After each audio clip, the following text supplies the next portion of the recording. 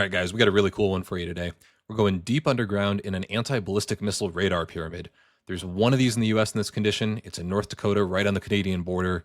Currently in sort of an abandoned state, but we got special permission to go inside and take a look. So really looking forward to showing this to you. It's really wild walking through this. Insane, just underground tunnels, bunkers, everything. So one of my favorite places in the entire country to go explore, and looking forward to showing it to you. All right, so what we have here is a book full of blueprints and historical photos from the Stanley R. Mickelsen Safeguard Complex, which is the official name for that giant radar pyramid on the Prairie. So the first thing to understand, there are multiple layers to this, and it goes deep underground. So as we start looking here at the first floor equipment layout, you can see the transmitter group and the Stratcom communications in rooms 103 and 105. So some really cool photos here. This thing cost $6 billion to build. It's 122 feet tall, designed to survive a direct nuclear hit.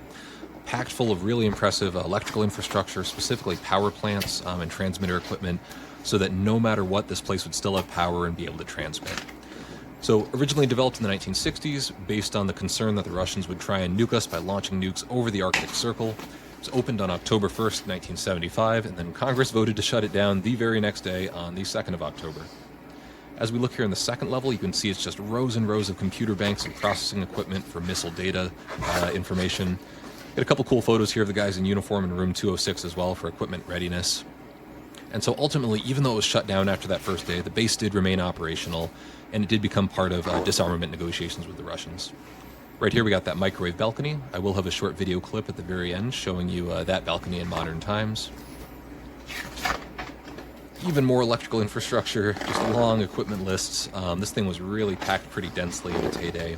Right here we get that third level equipment as we get closer to the top of the pyramid. You see the shock isolation systems to make sure everything keeps running, even if that nuke hits it directly. And then the fourth level here. So this is where we get to those big faces of the pyramid that look kind of like the Death Star, that would basically detect and intercept missiles coming in from the Soviets. In theory, these are going to be shot down over Canada. When Canada realized that, they were not very happy about that. They were pretty upset, and there were some diplomatic issues coming from that as well. We can see here the radar array face installation.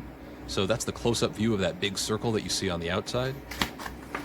And then a couple construction photos. So even though it's only 122 feet tall, this goes deep, deep underground. You got cables running all over the place. It wasn't uncommon for farmers to hit them in the fields and get some unexpected visits from the government as well. My favorite room right here, power plant arms room. Definitely not a place that you would want to trespass.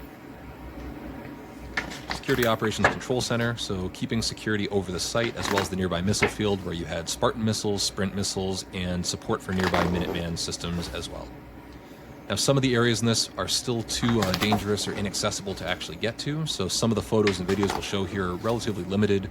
The complex goes even farther and deeper than we were able to get access to. And we will have some artifacts to show you in a future video.